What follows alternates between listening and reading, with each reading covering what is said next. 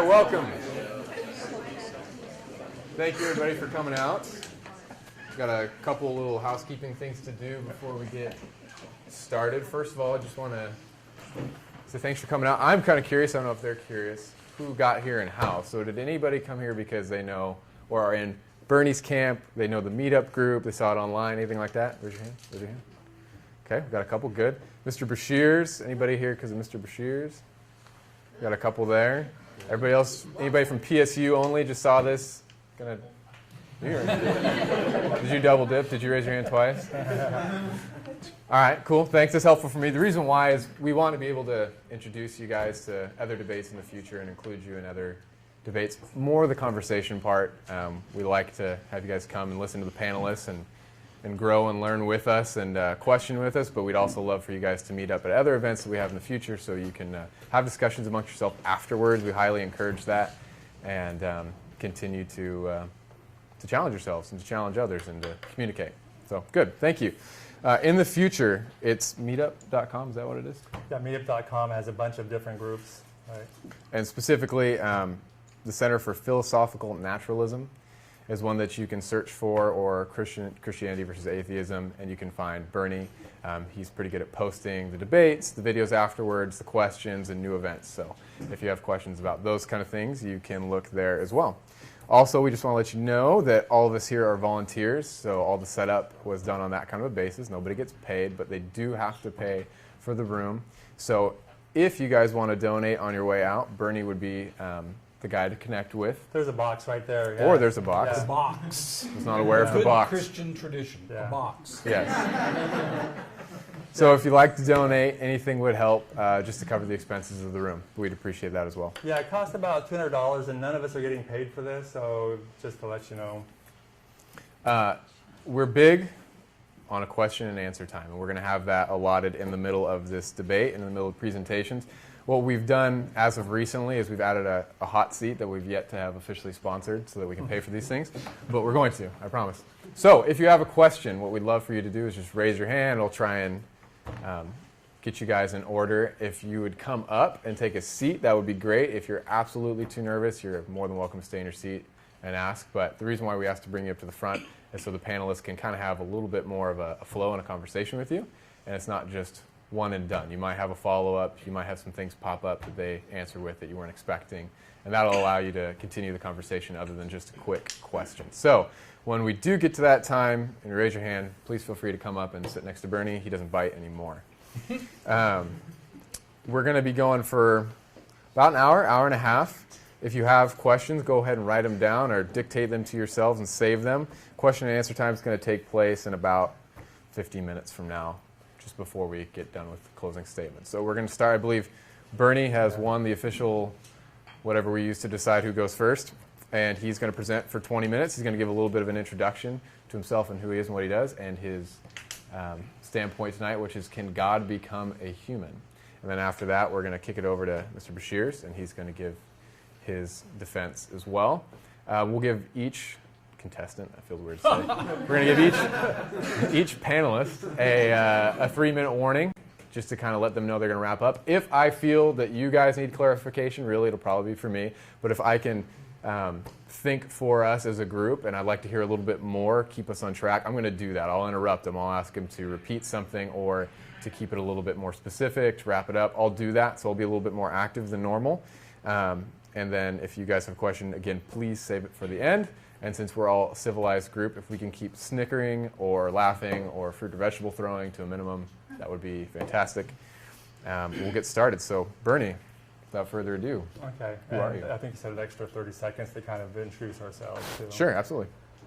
Okay, so my name is Bernie Daler. I'm going to talk about a little bit more about my background during this, but I'm a former Christian. I'm an atheist now, and I organize a Center for Philosophical Naturalism as a worldview. And basically, after I left Christianity and became an atheist, it was very tempting just to live my life and go back into the shadows and forget about religion and everything, but I decided to share it with my family. I thought, well, maybe I should share what I've learned with other people also. And so another benefit is that I could remember why I left the faith because it's such an important decision. Because I'd hate to forget why I left and then say, oh my gosh, I become a Christian again. So it's kind of, because it's such a big question, it's kind of nice to go even more detail and make sure that I made the right decision. So that's one reason why I kind of do this stuff. Okay, so I guess I'll begin now. I have some slides here. So some of my introduction. And I'm going to talk about Gerry a little bit during my presentation because we know each other.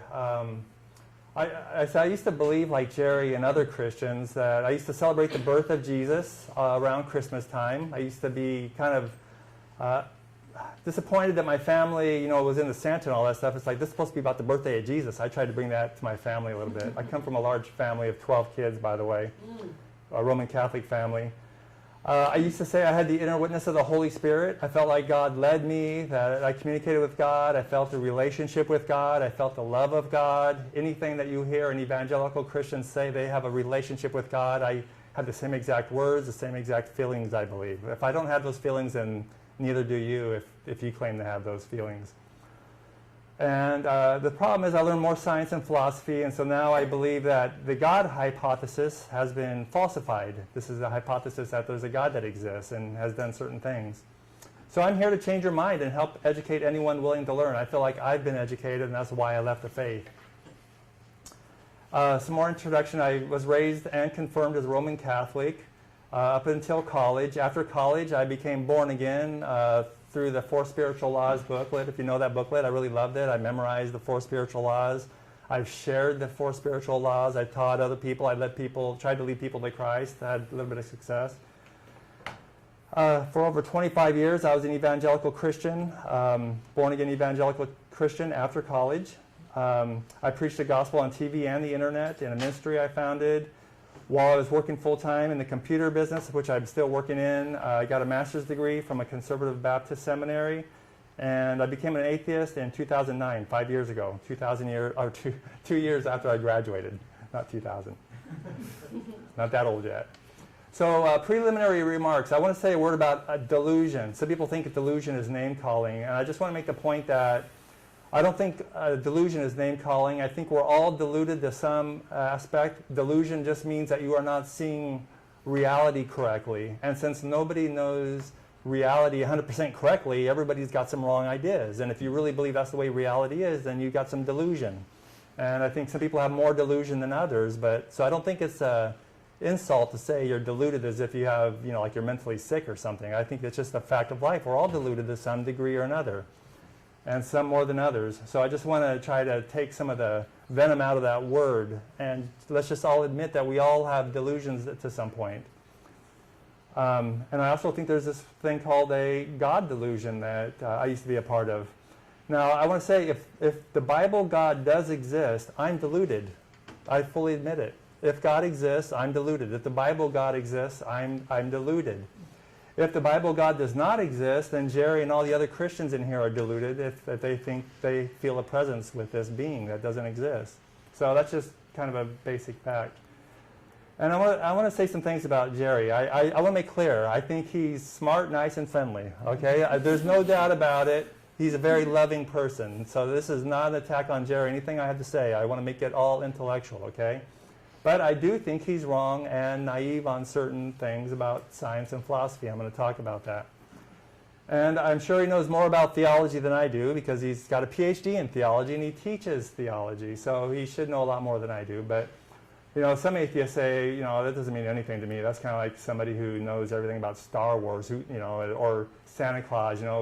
People want to argue if Santa Claus has 3 buttons on a suit or 5 buttons. Who cares, So they see that's the way theology is. Like, who cares how much they know about imaginary gods? It doesn't mean anything to me. So anyway, I just say I don't think the Bible God exists in heaven with angels any more than Santa Claus lives at the North Pole in a toy factory with elves. And I'm not saying that to ridicule you because it's actually the truth. I really do not believe God exists. Just like you all believe Santa Claus does not exist. I have the same strong conviction that God does not exist, especially the God of the Bible. And, I'll talk about that later. So now we're here to talk about Christmas. What's Christmas all about? Christians claim that the creator of the world, Jesus, became incarnate, which means he took on human flesh. became a creature and he dwelt among us. And this is like, for example, in the Gospel of John, the Word became flesh and made his dwelling among us. Okay, so, part of the elements of that story is that God becomes a man. There's a virgin who became pregnant. A virgin means she's never had sex. So this is truly a miracle that a woman never had sex, but yet she's pregnant. And she gives birth, and there's angels announcing this birth to the shepherds, which, of course, is a bunch of miracles because there's angels that exist now, and they're contacting the shepherds. 3 wise men, that's pretty important to have 3 wise men. You must be an important person if 3 wise men are going to go across the world to try to find you, and they're following you by a star, so that's pretty incredible too. So there's a lot of incredible things going on here. So why would a God become a man? That's an interesting thing to think about. Why would God become a man? There's got to be a lot of strong motive for that, right? I mean, he wouldn't say, hey, I'm bored, I'm going to become a man. There's got to be a big reason to become a man. So in the Christian version, Jesus made the humans because Jesus is the creator of everything. It says in the Bible, especially Gospel of John, humans sinned. So God's, and I have the apostrophe wrong here because I don't know the plural and singular. It's hard to say if God's a plural or singular because he's 3 persons yet 1 being, so it's kind of mixed up there. So anyway, God, the wrath of God the Father is placed on all humans because of human sin. And then a human sacrifice appeases God's wrath. It talks about God's wrath is upon us, and that's appeased through the sacrifice of Christ. So, one interesting way to say that is God ended up sacrificing himself to appease himself. And this is from a God who's said to be omniscient, which is all-knowing. So at the very start of the foundation, God knows everything. He knew that he was going to make a creation, it was going to fall, get messed up, and he was going to have to go down there and become a human and die on the cross. I mean, it's just kind of an interesting way to look at all this. Of course, the way the Bible's written, it's like God figured things out, like, oh my gosh, people are so wicked, for example, Noah's flood, I'm going to wipe them out. It's kind of makes it appear like God figured these things out. But in modern philosophy, the philosopher's God, they say God's got to be all-knowing, so supposedly he knows all that. So that's just some problems coming up. So human sacrifice, is that biblical? Well, it kind of depends. In one passage, it's interesting, God says he detests child sacrifice, and it's something that never entered his mind. And this is in Jeremiah, so this happened after even he told Abraham to sacrifice his own son Isaac. So it's kind of how do those 2 things work together? And another passage that says Jesus was slain from the foundation of the world from the very beginning. So that means God knew about this. So if God's all-knowing and he fully knew this, why does he say, hey, I detest child sacrifice? It's something that never entered my mind. It doesn't seem to add up there. So here's the passages in Jeremiah. It says, God says, they have built the high places of Baal to burn their children in the fire as offerings to Baal, something I did not command or mention, nor did it enter my mind. And then in Revelation 13:8 there, it says, all that dwell upon the earth shall worship him whose names are not written in the book of life of the Lamb, slain from the foundation of the world. So that's just where that came from. So can God become a human? Let's think about that for a little bit. Many religions say yes, of course. In Christianity, God Almighty incarnates as man, and this is celebrated at Christmas time. In Hinduism, just as another data point, much older than Christianity. In fact, it's so old they don't even know who wrote the scriptures. Vishnu has incarnated many times as different creatures, and they call these avatars. If you heard of the word avatars, I talked to some kids about Avatar, and it's like, do you know what an avatar is? Oh, yeah, it's like Avatar The Last Airbender. It's like, no. Avatar, yeah, it's a movie. It's a big blue guy. No.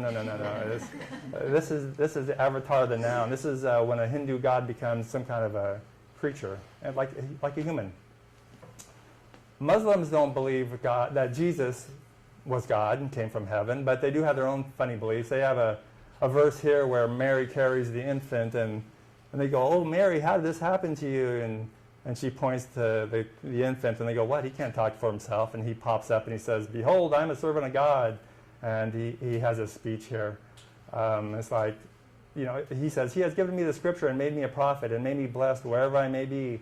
And he has enjoined upon me prayer and charity as long as I live, and has endowed me with piety towards my mother.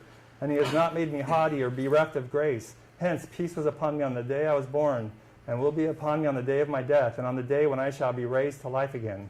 Isn't that interesting to see an infant say all that? It's like, wow. I mean, how did he even learn those words? And not only that, but what it means? And then did he just go right back to suckling again after he said all that? It was kind of, it seems kind of strange. So how can people believe these kind of stories? Are they simply born into it? A person born in the USA now has an 80% chance of being a Christian. There's 320 million people in our population. But open your eyes and look at the whole world. If you're in India, there's an 80% chance of being a Hindu. There's 1.2 billion there. That's 4 times as many, the population, about the same percentage, 80% Hindu. So think about that. I mean, they're just as convinced about Vishnu as you are about Jesus. And then in Morocco, for example, there's 32 million, and there's a 99.9% chance of being Muslim there. So, consider that, and consider whether you are just following the trend about where you're born. We need to seek the truth. I think we all agree about this, and overcome our starting points. Here's 10 of the avatars of Vishnu. Vishnu is a Hindu god, and according to some different sects of Islam, these are some of his incarnations, and there's 2 or 3 of theirs as humans, and also a human/lion. And by the way, number 10, the Kalki, that's the last avatar yet to appear. Religious texts foretell that he will be atop a white horse with a drawn blazing sword. He's a harbinger of the end time in Hindu eschatology, after which he will usher in a golden age. Sounds familiar, doesn't it? If you know about Revelation, the book of Revelation, it sounds very, very familiar. The real Jesus. You can look at artwork and see a lot of different kind of Jesuses, and sometimes the black people have a black Jesus, and I don't know if Asians have an Asian Jesus, and it looks like a lot of Jesuses are white, and you wonder, was Jesus really white? Just to tell you, this is kind of a joke, but there was a 4-year-old watching this parade one time, and Santa was coming into town, and the news report says, "Hey, did you show Santa are you excited to show Santa your list, your what you want for Christmas?" And she says, "No." And he goes, "Well, are you going to?" And she says, "No." And says, "Why not?" She says, "Because that's not the real Santa. The real Santa's at the mall." So the point here is that there's all kinds of Santas, right? Well, there's a lot of kind of Jesuses too, and so that's one thing I want to bring up now. These are some things about the nativity stories. This is from Bart Ehrman, okay? Bart Ehrman says this is something, he's a former Christian also, but he's a Bible teacher, and he's written a lot of books. Like, one of his latest books is called Forged, about how many of the Bible books are forgeries. They say they're written by so-and-so, and they're not. It's kind of like these are the things they don't tell you in church, but a lot of the scholars know about it. I'm sure Gerry would argue with that too. But anyway, that's a really interesting book. I think if you really want to be shocked by a Christian scholar, look at that book called Forged.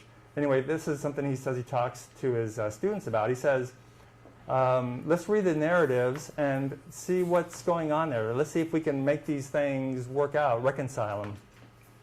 And of course, you only have Matthew and Luke, because Mark and John say absolutely zero about his nativity. There's no story whatsoever about how he was born. So the similarities is Jesus is born in Bethlehem. His mother is a virgin. After his birth, he's visited by a group of men, in one case shepherds in Luke, and it's wise men in Matthew. They have been alerted to his birth by a heavenly sign, an angel in Luke, a miraculous sign in Matthew. And eventually he's taken to Nazareth and raised, and that's where he grows up. So here's some differences, but they're not contradictions outright. Luke mentions the shepherds, but not the magi, the wise men. And Matthew mentions the magi, but not the shepherds. So some people say, well, maybe they're both true, and one just gave half the story. This is where it's difficult to impossible to reconcile. Matthew, and by the way, Bart Ehrman says too, after he does this exercise with the students, he says, now let's watch some of these typical Christian movies and see what they picked, to tell the story. So here's some difficult to impossible differences to reconcile. Matthew says Joseph and Mary's original hometown was Bethlehem, not Nazareth. So there was no traveling to get to Bethlehem. They always lived in Bethlehem. So like Luke says, there's a census. They had to go to Bethlehem, but no. In Matthew, he's just living there. And then some 2 years later in Matthew, the Magi come to worship him at his house in Bethlehem. And then Joseph and his family have to escape to Egypt to avoid Herod's wrath. And when Herod dies, they're ready to come back, but they can't return because the next guy who's king is just as worthless as his father, so the couple's forced to go to Nazareth. So basically in Matthew, Jesus' parents live in Bethlehem, and then they flee to Egypt, and then they can't come back to Bethlehem, so they relocate to Nazareth. In Luke, Mary and Joseph are not from Bethlehem, they're from Nazareth. And they have to go to Bethlehem to register for this alleged census. I think Bart says there's no evidence of this census at all. I'm not sure about that, but I think so. So basically, they have to travel, the story says, to go to Bethlehem to register. Mary happens to have Jesus while there. And Luke is clear that after 32 days, when Mary performs her ritual cleansing, they return to Nazareth. So they came from Nazareth and go back to Nazareth. So if that's true, how can Matthew be right that they fled to Egypt? And there's no mention of Egypt. So if you and this is one thing that Bart also says. He says, one warning: you can always find a way to harmonize these things by trying to mishmash things that aren't in one or the other. But he says when you're doing that, you're creating a new gospel. You're creating another version when you're doing that. Just be intellectually honest and know what you're doing. You're creating a new story that did not exist before. And that's what, remember I showed the pictures of the different Jesus pictures? So what you're doing is when you make these stories merge together, you're creating another story. How much time do I have? 4 minutes. 4 minutes. Just some interesting data points to remember. This is one thing Bart Ehrman says, is that the Gospels are written anonymously. Nobody really knows who wrote them. There's tradition says they were written by so-and-so, but he says some of the best scholars that they would admit that they're anonymous. There's some interesting things. I think I'm gonna skip some of this, but there's some interesting things I'll just mention real quickly. The Apostle Paul says he learned the gospel directly through the vision from the risen Jesus, taught by no man. And this is some things like Richard Carey. He doesn't believe there was a historical Jesus, probably.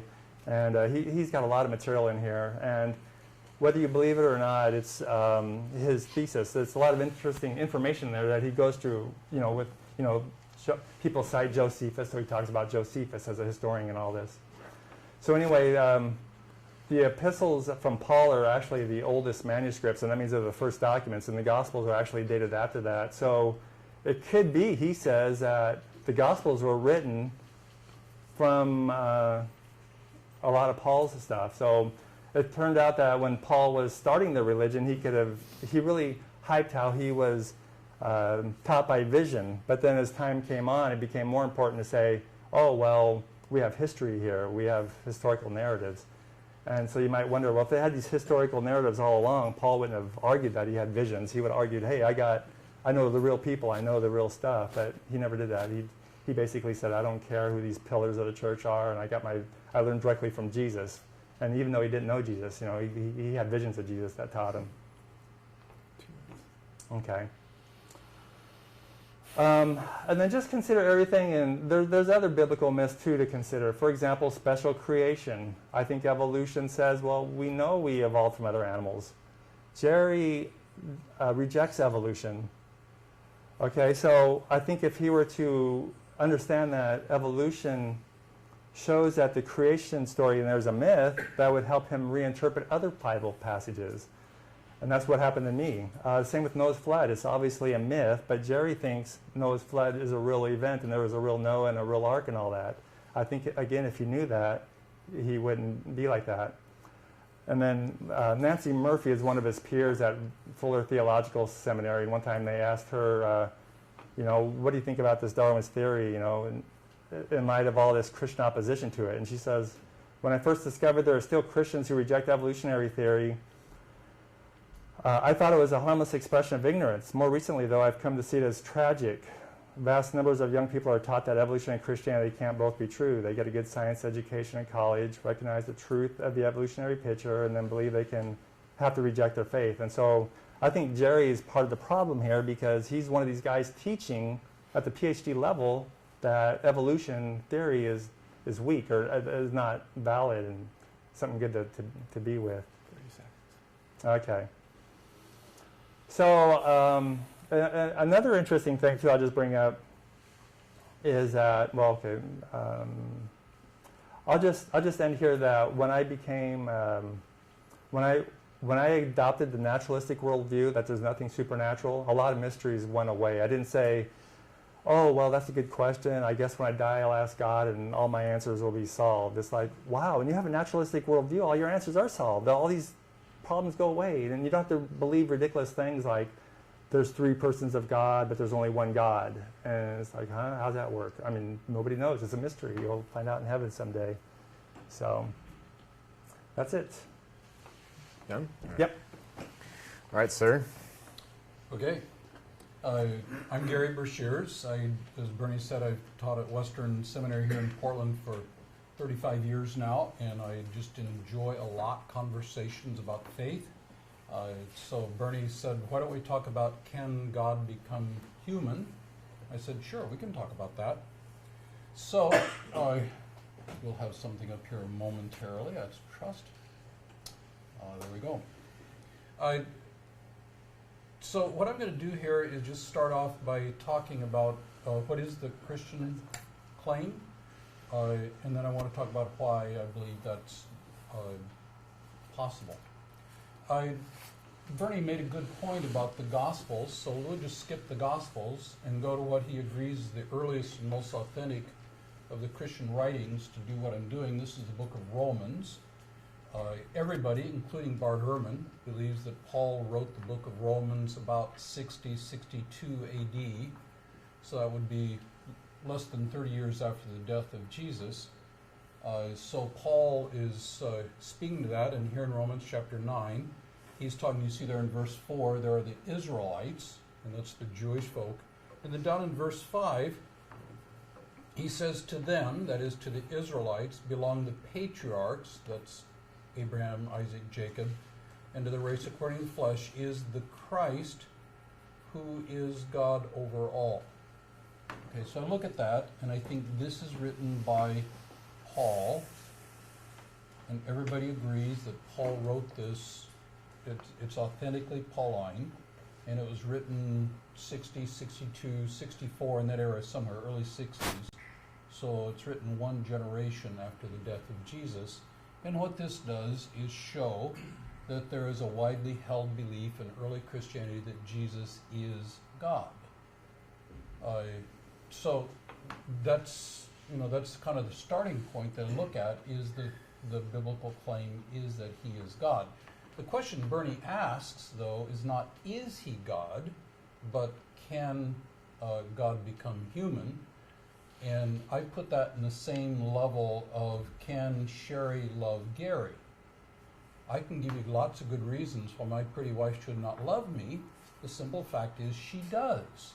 And I can't answer how she does that. I'm just very glad when I go home tonight, I expect a hug and a kiss and a happy greeting. So I'll kind of skip some of the can question and look at one biblical passage that tries to deal a little bit with the how question, and I'll promise you right off the bat, it will not adequately answer our questions.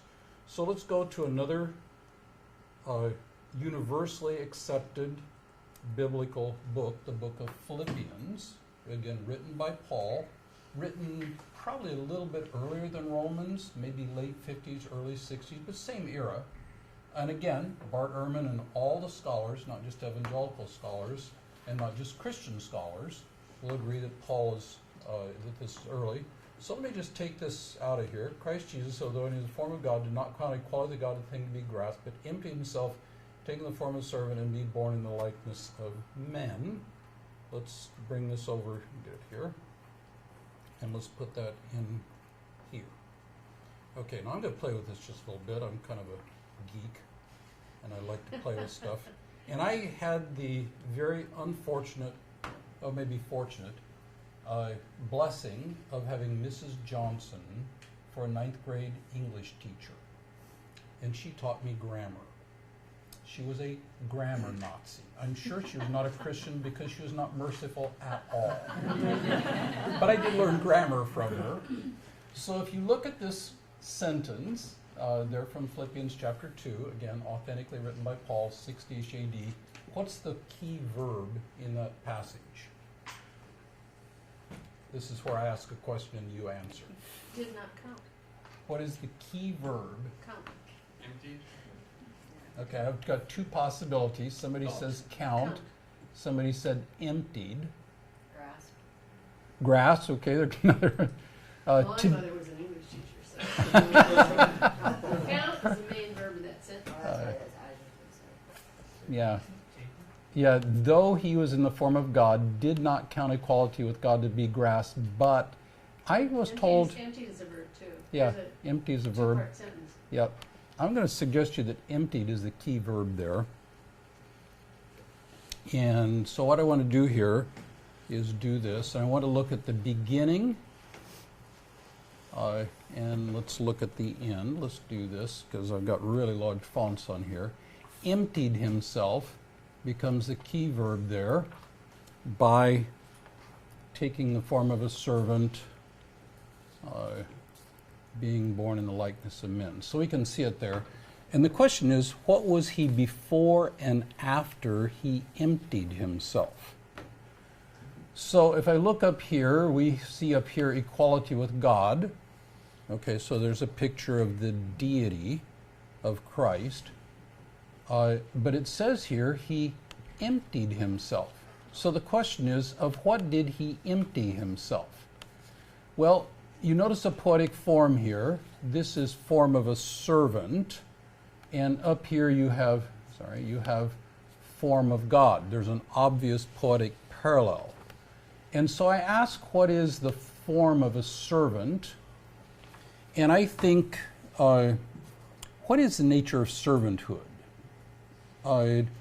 Are some human beings fit only to be servants or slaves? Run back with me, 175 years? Move yourself to Charleston, South Carolina. What would people say? Are some human beings fit only to be slaves? And what's the answer? Yeah, who would be fit only to be a slave?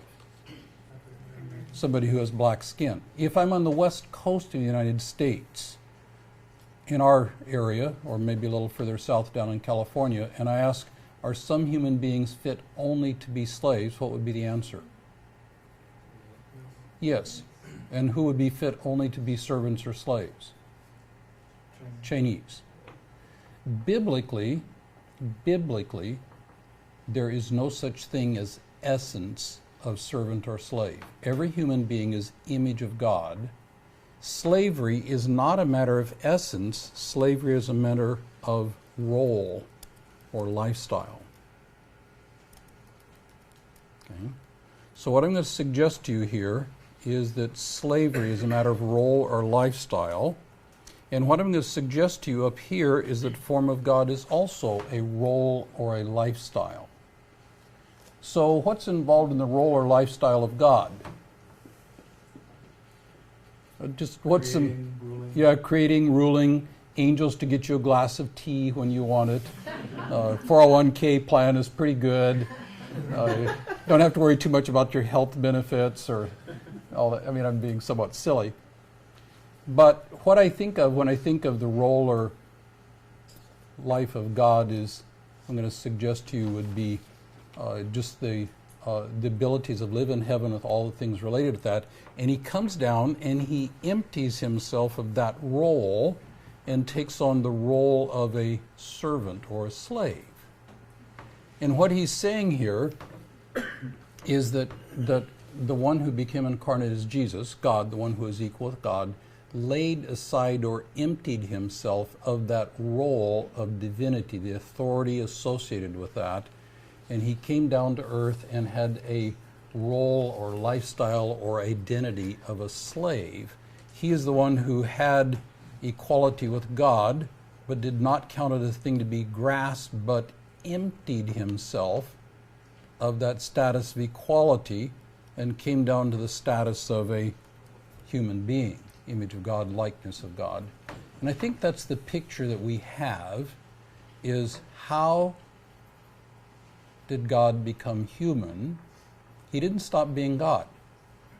He didn't stop being God. What he did was lay aside the role, some of the attributes, some of the authority of God. And I think what's an analogy, I was talking with this a class last week, and they suggested what sounded like undercover boss to me.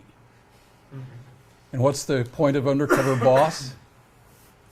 The CEO of the big company comes in and hires in at a low-level guy. And the one show I happened to watch was the CEO of Waste Management. What does Waste Management handle? Trash. So here's the CEO of this huge company who gets hired as a new employee, and his new job is to sort out recyclable stuff, our blue can. And in the blue can, there's glass, well, not glass, there's aluminum foil, there's metal, there's paper, and they put this on a conveyor belt, and you're supposed to sort it out. Now, as you can imagine, the CEO was not really good at sorting recyclables. And the woman who was his supervisor she was a funny lady, and she started just laughing at him. And this is going so fast, he said. She said, this is the slowest belt in the whole building. What's the point?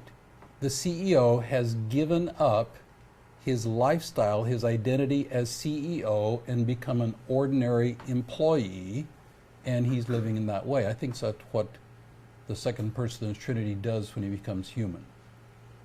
Another analogy of this is the simple analogy that when I check into a hotel, they give me an access card. And that access card gets me in my room, an exercise room, maybe a breakfast room, a couple outside doors, and maybe another place or two. The last time I checked into a hotel, I had a chance to meet the lady who cleaned my room, and I engaged her in conversation a bit. She has an access card that'll get her in a lot of rooms. The general manager of that hotel, Town and Country down in San Diego, she has an access card that'll get her into everything. And the analogy I think that works is that the second person of the Trinity, God himself, has a divine level access card. That's that role or identity of divinity. And he takes that access card and he puts it in his pocket, and he picks out a perfectly spirit-filled human level access card, and that's what he uses to live his life. He's still God, just like the undercover boss is still CEO, but he's not living in that way. He is living as a truly human person. And that's kind of the picture I use. This is Philippians chapter 2, verses 6 and 7 that unpacks that a bit. Now, a question beyond that is why? How many of you have seen Interstellar? How many of you have seen Interstellar? Several. What's the point of the movie? What's the point of Interstellar? This is not a quiz. You're not going to get it wrong. What's the point of Interstellar? Survival. Mm-hmm. From what? Extinction. Yeah, extinction. Earth is going bad, so what do? Go find a new way. They go interstellar. Mm-hmm. Wormholes and all that kind of stuff. But there's a subplot. I don't want to ruin the movie for those who haven't seen it. But the little girl, the daughter, what does she encounter when her dad tells her that she's going to go away? What's she been hearing in her room? What has she been hearing in her room? Father from the black hole. Turns out to be her father in time travel. The poltergeist is a savior, and what happens is the human race needs a savior because the human race itself is not adequate to save itself. And the Nolan brothers put together quite a movie, and it's all based off the premise, which I believe to be true, is that the human race needs a savior, and it can't be somebody who is merely human, but it needs to be somebody who will become human. It's really interesting that Interstellar is based on that same premise that the Bible is addressing. Why would God become human? In order to bring salvation to humans who are in need of it. Now, the Nolan brothers are in no sense Christian, but it's interesting, the theme they develop very creatively is a basically Christian redemption theme. Now, one more question is, why do I believe that this is true? What I'd like to do is just look at some facts. They're accepted by all scholars, including Bart Ehrman, he mentioned earlier. And these would be things that just everybody agrees is, first of all, Jesus died by crucifixion. I mean, nobody debates that. Richard Carrier does, but everybody puts him off as a skeptical wingnut. Interesting guy, but I mean, he's a total skeptic. And Jesus died by crucifixion. Really, nobody debates that. That he was buried. Again, nobody debates that. Jesus was buried. Everybody said the disciples despaired and lost hope. Again, all people, including a former Christian skeptic like Bart Ehrman, would say, yeah, that's true. They despaired and lost hope. And everybody would say that the disciples claimed to see Jesus alive in his body. Now, note it does not say that they saw him. It says they claimed to see him. As you go on and look at facts that are universally accepted, another would be that the disciples had experiences which they believed were literal appearances of the risen Jesus. That's their claim. That they had, and everybody agrees that they claimed it. They claimed that they had literal experiences of the risen Christ. Now, what was their attitude before they had this claim? Despairing, depressed, hiding. Makes sense. They have this, and then the next thing we find is they're transformed from despairing doubters to bold proclaimers, and the heart of their proclamation is the claim that there is a bodily resurrection of Jesus. Now, there's some other facts we could put in here. They preached the message of Jesus' resurrection in Jerusalem. This isn't my brother-in-law has a cousin who has a friend who once saw kind of stuff. This is right where they claim to happen. And the church born and grew. And then an interesting thing is Orthodox Jews who believed in Christ made Sunday their primary day of worship. And these are people who would die for their Saturday worship. Think about this for just a minute. Kind of a key spot. They claim to have had experiences. What would make us believe their experiences were valid? Do people die for a lie? All the time. Do people die for what they know to be a lie? Only if there's major profit in it for themselves or for their descendants. Was there any profit in the disciples dying for a lie of a bodily resurrection? Absolutely none. All they got was persecution and death, and their kids got persecution and death. Why would they do that? Because they believe it.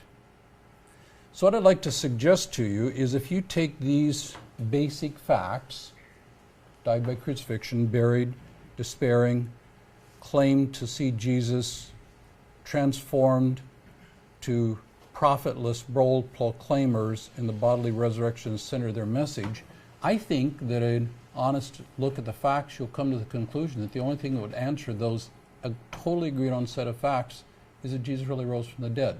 I don't expect that to convince everybody, but what I do think is that there is valid historical evidence for the resurrection of Jesus Christ, and that resurrection is unique in all of history, and that makes me take Jesus seriously.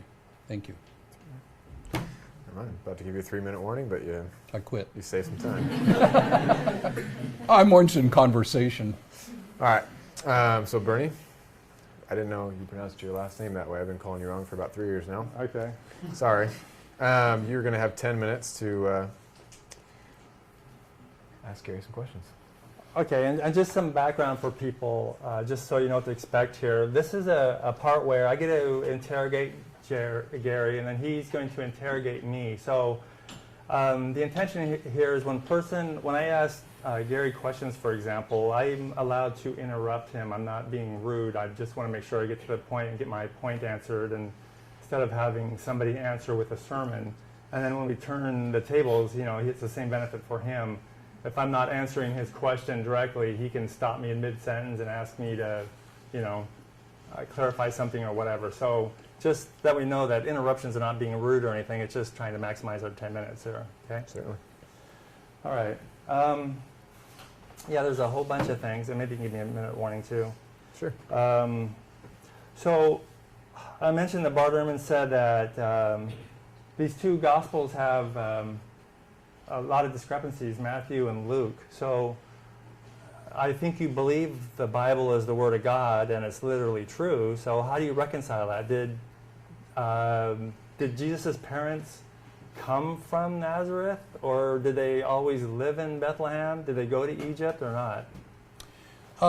Well, the normal interpretation, first of all, I'd say the Gospels are different. Absolutely they're different. That's no secret. They're telling the story from different perspectives. But So specifically on Egypt, though. Did his parents go to Egypt or not? absolutely. Yeah, sure. So you're saying, okay, so you're saying his parents grew up in Bethlehem. No, I'm saying Bethlehem is their family home. Did they travel to Bethlehem? They did, from Nazareth. Okay, and then after they had the baby, they went to Egypt. Yes. Then how come in the other gospel story it doesn't say they went to Egypt? It says they just went home. It wasn't relevant. The Matthew is speaking to Jews, and the fact that the Savior comes out of Egypt is extremely relevant to Jews. Luke is writing to Gentiles. They don't really care that much about it. So of course the story is different. Okay, so I'll let that go for now. I'll answer any question you got, Bernie. Yeah, I'm yeah. not hiding anything. No, that's fine. We'll have to read on our own time. I mean, I could read to you here what he says. He says they can't return to Bethlehem in Judea because, well, let's see here.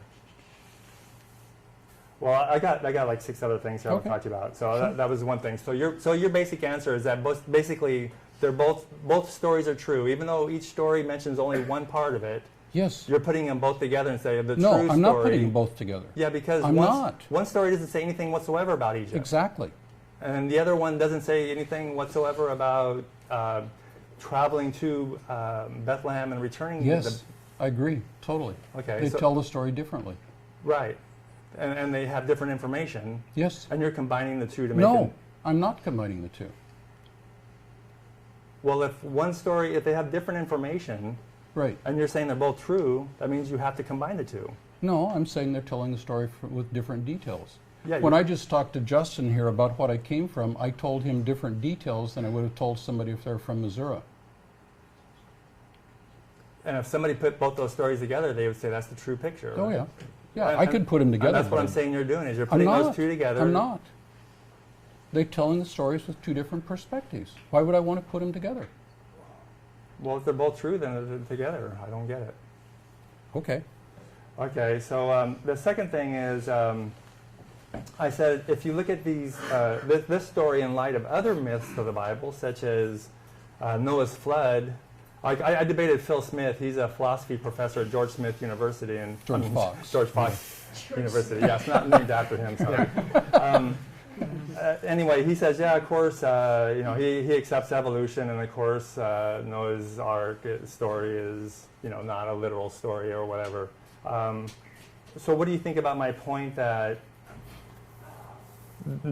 you got a major shortcoming where you don't understand that if you can't find those obvious myths, if you don't understand those as obvious myths, how can you rightly interpret other passages of the Bible? And what do you think about, I like, for actually don't know example, what you're asking.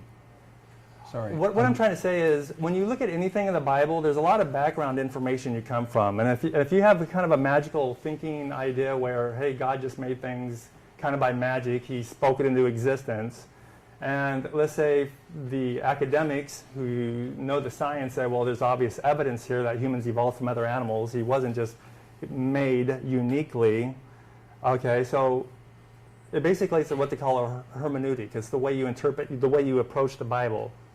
Okay, so what I'm saying is your hermeneutic includes kind of a magical thinking kind of idea with the Noah's, because you accept the Noah's Ark story and the evolution story. See, what I did is I used to be like there too, and I gradually came to see, okay, evolution is true, Noah's Ark is a myth, and I started to put these things together, and they all kind of line up. And so what I'm saying is you're not really on the starting gate when you don't understand the modern science or have the right conclusions about modern science. I just want to give you a little chance to reply to that. I'm still not sure what your question Do is. you mind if I interject? Yeah. So you're saying, how can you have credibility believing in the Gospels if you believe something like a man was swallowed by a whale? If you're willing to accept that, how's your textual Well, criticism hold up? I'm trying to say that there are obvious myths in the Bible, and you're missing it, and now And that that's affects an your indication that understanding. you can't see this. And I'm trying to say that even your peers are kind of shocked by evangelicals that are still not accepting evolution. Well, let me respond to the evolution piece. Evolution is one of those big terms that includes a lot of pieces. But so let's just limit it to this point that humans evolved from other creatures. That's just at that point. Do you reject that? Could I answer your earlier question? Mm-hmm. Evolution is one of those doctrines that has a lot of pieces in it. One of the problems is when people use a term like evolution, they dump many different factors into it, and it's a much more complex discussion than just a simple yes or no. So when I talk about evolution, if I talk about variation, there's absolutely unquestioning variation among biological species. I mean, there's no doubt about it. Another level up is there common descent? Just to keep it simple, just very, very specifically that humans evolved from other creatures. And I'm pretty sure you don't accept that. From your writing, I mean, in your book and everything.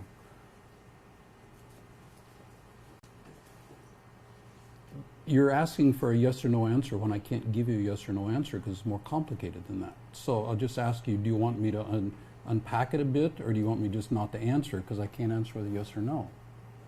So that's a complicated question, asking if humans descended from other Yes, animals? because there are several strands to that. Well, whether it's God-guided or not, I don't care. It's just, did humans come from other creatures or through descent?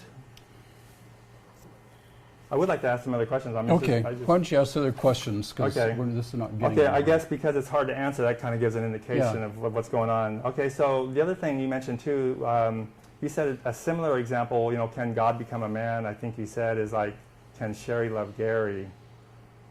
It's pretty amazing to me that she does. Yeah, but it's like, those are two different levels. I mean, we're Oh, talking absolutely. Yeah, yes, it's true. one, we Yeah. can see you, we know you guys exist. And the other Yeah. one, there's a very debate whether God even exists. So I mean, it's like they're totally, Yeah. there's no way to even compare Yeah, those that's two. why I go to resurrection, where you've got historical evidence. So, so I'm saying your analogy fails though. Oh, quickly. Yeah, absolutely. You gave a bad analogy.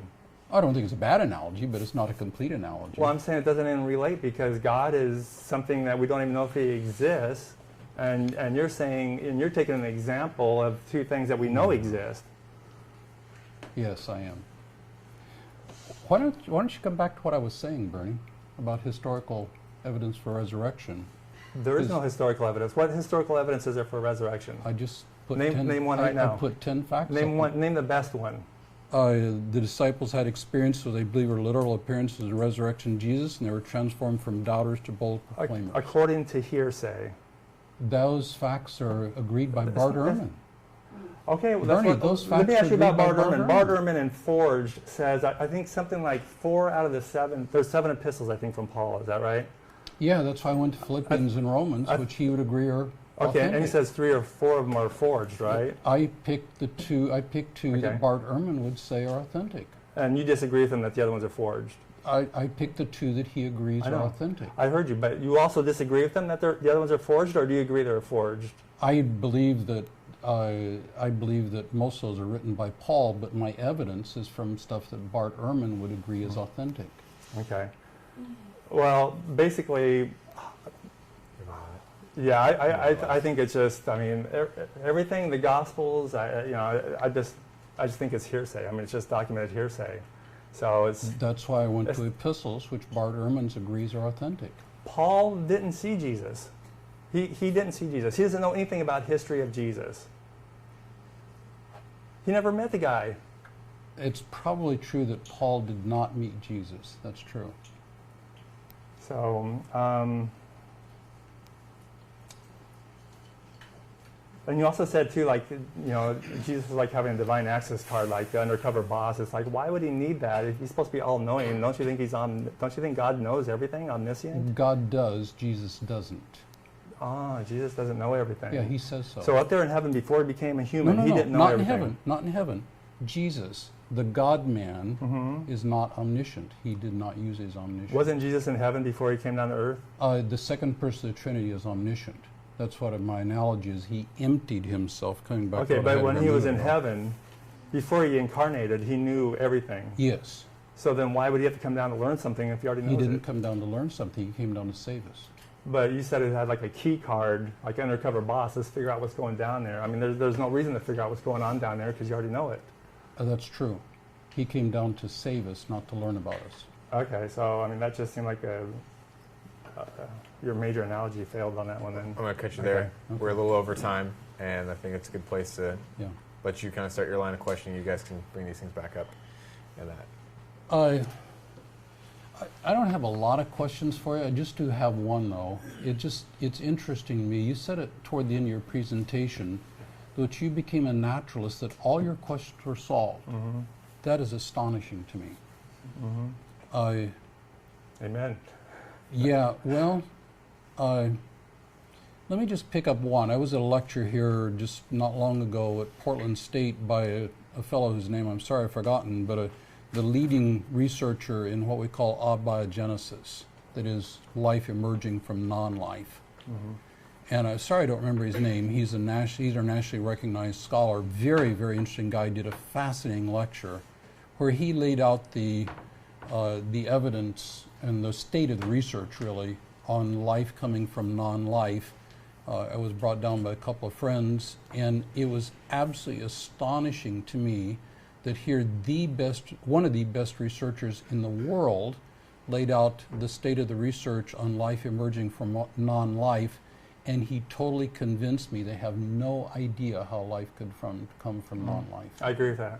So you don't know how life comes from non-life. Exactly. So your problems are not all solved. The problems, okay, let me tell you about the problems that are solved. What I meant to say, if I didn't say it, is that the contradictions are resolved. In Christianity, there are contradictions left and right all over the place. In a naturalistic worldview, I see zero contradictions. Zero. And if you can name one, name one. But I mean, like I could Okay. name the Trinity as a contradiction. Let me just give you one possibility that strikes me as being an issue. One of the areas that I work in as a Christian is sex trafficking. Work with a place called Door to Grace. I don't know if you all know the ministry. And they work along with Portland police agencies and SARC and some others to help girls who have been trafficked. And my emotions get going big time just when I think of what's happening, because Jesus said beyond any doubt that men enticing girls into sex trade is evil. And the men who come and use those girls for their pleasure are evil. But from naturalism, they're just doing what they're programmed to do. So how can you say that sex trafficking is evil? Well, you know, I mean, that's kind of a fascinating question. I mean, it's just, what you're bringing up now moral philosophy. Yes. And you know, there's a lot of different moral philosophies. Like one is called divine command theory, where it says God says it and that's it. I mean, personally, my morality is on 3 pillars: consequentialism, reciprocity, and individual free rights. And I look at any kind of moral issue through that. It's not how is it a contradiction with naturalism? Oh, you're saying it's natural to want to abuse a woman for a guy. Is that what you're saying? For some. Just because you have a natural feeling doesn't mean it's morally correct. And this is again where we're getting the moral philosophy. So, I mean, we have a brain and we could figure out what the best thing to do is. And usually, and this details what is good and bad. And good and bad, I think, is what relates to moral flourishing. Or So human why flourishing or would not. you say that powerful men using women is wrong? Yes, because I gave some principles of why. Like it violates free right, individual rights. It violates consequentialism, you know, and reciprocity. All kinds of violations in my moral philosophy, and there's no God needed for that. I'll open up the audience. Hmm? I'll open up the audience. You have nothing further you want to ask? I don't. Specifically? Okay. All right, guys. That was that. Anybody have any questions they want to start with? It can be anything based on anything. You want to go ahead and come on up and take a seat? Oh, no. Okay. Go for it. What's your question? Oh, I had an issue with you saying anyone who's a scholar believes blah, blah, blah, blah, blah. That's just anyone who's a scholar, everyone knows those kind of statements just, irky. Oh, well, actually, Anyone who's a scholar, yes, accepted by all scholars, Like Yes. everyone knows that Jesus died on the cross. kind of facts thing. accepted by all. Yes. I'm a scholar. I don't accept that. you don't So, you don't believe that Jesus died by crucifixion? I don't actually believe Jesus maybe didn't exist. Okay. But to just take out. Okay, everything else, let me that be a little. facts accepted by all scholars. Who has the arrogance to say that all scholars believe anything? And there was something else Well, you said that was just right okay. along those lines. It was just Yeah, you're right. I should you have believe been. all is?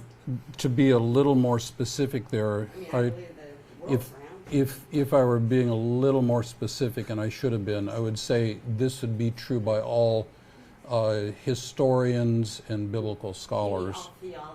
No, all his historians believe. yeah, All historians. pretty in the much. world Yeah, believe pretty much that Jesus died by crucifixion. In the world. It's not a debated. I mean, there are the Richard Carriers of the world who argue against it, but very few do. Well, In Okay. Eastern universities, like Asian universities. I'm sorry, What about Asian universities? I can't hear you. Asian universities. The scholars there believe that Jesus died by crucifixion. I mean, it's not really debated. Just say it's mainstream scholars and what. Mainstream scholars of all kinds It's like believe you that use- Jesus like died 4 by out of 5 crucifixion. dentists say use Colgate. Okay, yeah, there is one out. No, seriously, that's Yeah. he's saying it's Pretty generally much. accepted. They I'm not believe laughing at Jesus you. I think that's Yeah. a good analogy, and it's funny at the Well, same time. let me just put one relevant point out here. I think too is like, for example, Richard Carrier and Bart Ehrman are both atheists, and Richard Carrier says, I don't think there ever was a historical Jesus, Right. and Bart Ehrman says, yes, I think there was a historical Jesus. And then sometimes Christians say, like, look, even Bart Ehrman says there was a historical Jesus. But Bart Ehrman in no way is saying, oh yeah, well, this is the Jesus of the Bible. He doesn't believe in this Jesus that turned water into wine and rose from the dead and did all these miracles and all that stuff. He's an atheist. He believes there's some guy named Jesus who went around and preached and got killed and had some followers. And, so you can't, you got to be careful what you read into that, I think. Is that sufficient for you? You done? Okay. Okay, let me put it this way then. I'll be a little more specific. Go ahead. Scholars like Bart Ehrman, who is in no sense an evangelical. That So went my away. question was, so Bernie, Well, did Gary want to, well, I'm not sure if you're done. I think. I Gary's mean, done before we with change the that. subject here. Are you done? Yeah, I'll be happy to correct it this way. Scholars like Bart Ehrman. Why don't you just say silent scholars on the planet? There's like, I'll stand with my original point that virtually all historians believe that Jesus was died by crucifixion. I mean, I've done the research. Except for not the Muslim ones, probably, because they Actually, don't. the Muslim ones do too. They say it says in the Quran that somebody looked like Jesus. It wasn't him. There's a debate about the translation there, but most Muslim scholars believe that he died by crucifixion. Yeah, I mean, I just invite you to check it out. Don't believe me.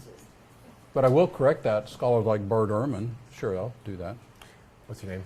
James. James, do you want to take a seat up here, or you want to stay there? I'll just stay here. It's not a popular Pretty seat close. today. All right. So my question was, so it sounds like what you're suggesting is that your historical take and the view from which you interpret historical evidence is in line with the likes of Carrier or Bart Ehrman, and is that correct? No, I think my understanding is that, okay, number one, this is not my specialty. I actually wrote a book here about why I left the faith, and it was primarily for scientific reasons like evolution and neurology. I think the history is all the same. I think it's more of a matter of the secrets of the people in the pew, and the pastors don't really know the history like Bart Ehrman does and Carrier. Like, for example, Bart comes out with this book, Forged. The Bible's forged. Most of it's forged. I mean, that's like, most people are like, what? What are you talking about? And he says, this is not shocking information. This is stuff that scholars know. So it's not a matter of who to believe. I think it's just a matter of actually knowing the facts personally. Okay, so but even then, there's always the layer of separation because it's in the past. So how you come to accept what is factual versus what is not, you have to have some sort of process. Mm-hmm. So moving from that, can you give any example of any other sort of historical event that is maybe accepted in the general conscious but should generally be rejected from the same criteria which are used and applied to the Christian story from Bart Ehrman? Well, because it seems like because historians all come at it from a different take, and so in analyzing which is most likely, you have to be fair in using the same criteria across the board. Can you give any example which uses these same criteria as somewhere else and might lead to another revelation in that? The size of Jesus' never No, I can't really think of anything trying to make that scale of the claim. So let me say there's a popular phrase in the atheist community. It says extraordinary claims require extraordinary evidence. It's actually a philosophical principle that the more somebody claims, the more evidence they should give to you. For example, if I said I came from outer space and I'm leaving tomorrow, I want you to send me all my money and I'll take you away in my spaceship. And if you don't, then everything's going to get destroyed by a meteor tomorrow. Okay? I need to give you some evidence. You shouldn't say like, oh yeah, okay, I'll go through my bank account and do that. But see, when a Christian comes and says, look, this God became man, and I want you to dedicate your life to this, and reorientate your entire life based on the story, you should say like, no, look, you're making some outrageous claims here. I need some outrageous evidence to back that up. So the more you claim, the more you need to back up. George Washington is a historical figure, but nobody's saying you have to believe in him or you're going to go to hell or something. So there's nothing else that makes those kind of claims. I don't know. Well, I was just going to say, I mean, we were getting bogged down by the details. Claiming that Jesus died by crucifixion is not in any way a large claim. There were lots of historical people that claimed to be Messiah and were killed by the Roman Empire. Right. Of course, things like that. Right. So why is that to be viewed under such scrutiny, but not other historical events? Well, it's not just that. It's the entire Gospels. I mean, the entire Gospels are like. The thing is that it seems like the Christian scholars who are the most academic will all admit it's anonymous. And can you imagine a preacher in church saying, open up to anonymous Gospel 1? No way. Because that would hurt your faith. So they say it's Matthew. Oh, okay, Matthew wrote that. They don't tell you that, the whole nature of that story. So Actually, we do. When we preach the Gospel of Matthew, we go into exactly what you're talking about. So you admit they're anonymously written? I believe that the Gospels themselves do not say who wrote the Gospels, the 4 Gospels. Totally agree with that. And the earliest evidence from the church attributes to those people, so we commonly do it. But I'll quickly say I don't know for sure who wrote the Gospels. And they really had no merit to assign those names to it. They're just thrown Actually, out there. the early church, within just a few years of their writing, attributed them to Matthew, so we commonly say Matthew wrote the first Gospel, but I don't hold any stake whether Matthew wrote it or not. It doesn't say. Okay, and I think if you look at Bart Ehrman, he'll say there's no justification for really believing that Matthew did that. For example, Okay, so. I'll grant him that. So. Just so you guys know, there's a lot of you who raise hands at different levels. Yeah. So I see you, even if I don't pick you right away. I'm trying to keep you in range of first raised hand. So I'm seeing. Since you're way in the back, do you want to come on up? Do we have a winner? I actually have a question for both of you. Okay. You both mentioned Bart Ehrman a fair amount, but I was wondering if you have like 2 or 3 scholars each who we could just do a little research on our own and find out who you look to and who you rely on for your information, your evidence. Bernie, you want to go first? Well, if you want to learn about the Bible and all that stuff, I think Bart Ehrman, it would be an awesome thing. I think he's got secrets that some of the academics know, but they don't tell you, and the pastors don't know enough to tell you, I think, either. And of course, the other people in church don't know enough. But getting outside of all the, what I would call mythology, because it's like, you can get into Star Wars or the Bible or Santa Claus or whatever you want to. I think this is kind of like my Bible right here. This is a book. They actually use this. This is an older version, but it's like how to think about weird things. This is actually a textbook that they had in the philosophy course here for critical thinking, and basically it says the reason why it talks about weird things because it says how to think about any kind of weird thing like UFOs, spontaneous human combustion, creationism, anything. that would come up that's interesting. How do you evaluate these? And it's all about critical thinking. It's all about learning about logical fallacies and stuff. And this is the stuff I didn't know anything when I was a Christian. They don't teach philosophy even in school. I know somebody that got a general science degree and didn't take one philosophy course. So this is kind of like my Bible because it really teaches you how to think. Right. This is by two PhD philosophy professors. You probably never heard of Schick and Vaughn. And they have a whole bunch of these, but they use these in universities across the United States. It's Theodore So- Schick and Louis Vaughn. Do you have another one? Do you want to give it as an example, or is that good? But I mean, this is life changing here, and it's actually an interesting read too. So it's not boring. That's the biggest one that changed my life, I would say. In the area of biblical scholarship, I would really encourage you to take a look at the debates between Dan Wallace, who's a textual expert, and Bart Ehrman. They're on the web.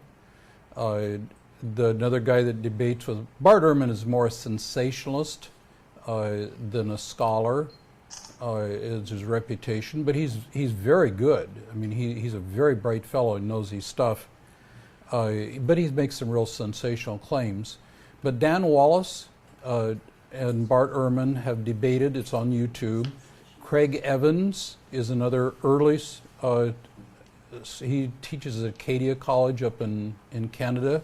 Craig Evans, again, these guys have lots of books, but the YouTube interviews or the YouTube debates are available. I encourage you to take a look at them. Another guy that is good on this is Darrell Bock, B-O-C-K. Again, he has debated Ehrman. The reason I use Ehrman is because he's out doing the debating and the more serious scholars aren't. A non-evangelical, very good biblical scholar is Luke Timothy Johnson.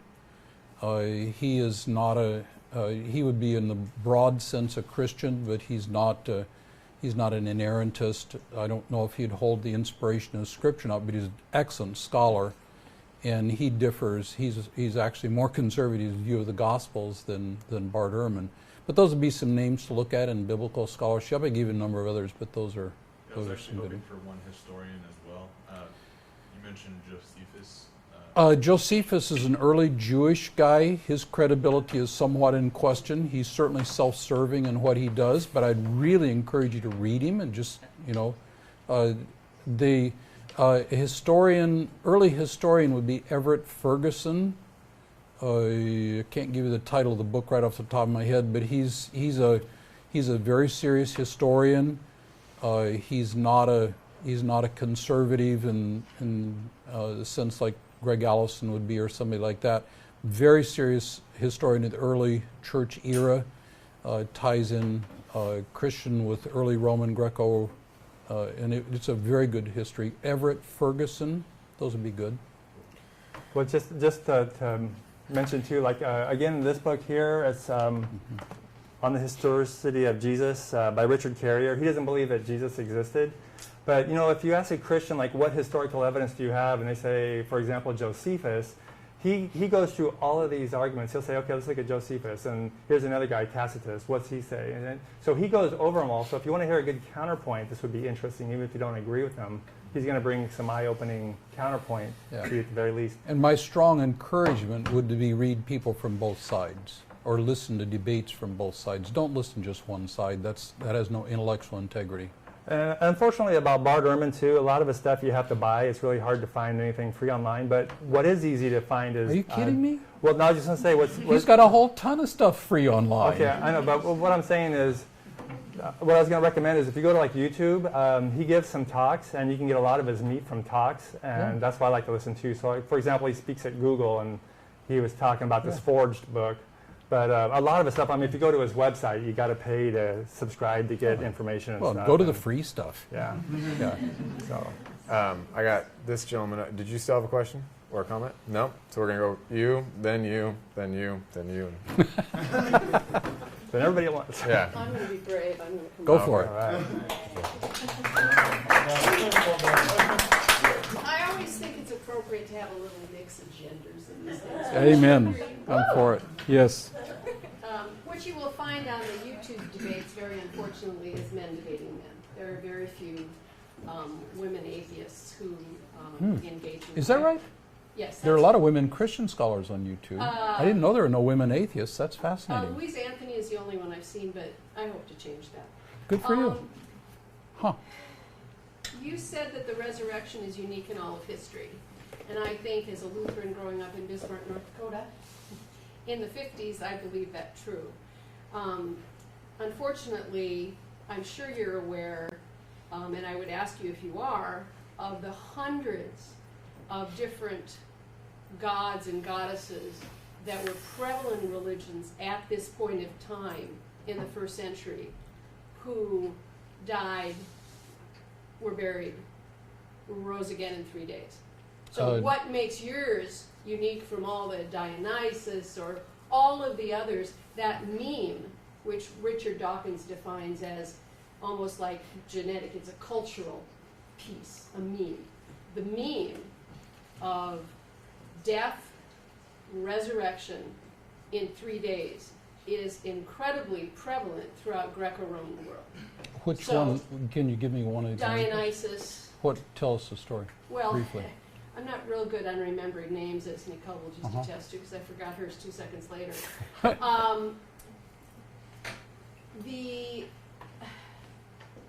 There were hundreds of religions that had gods and goddesses in Greco-Roman times where they died and came back.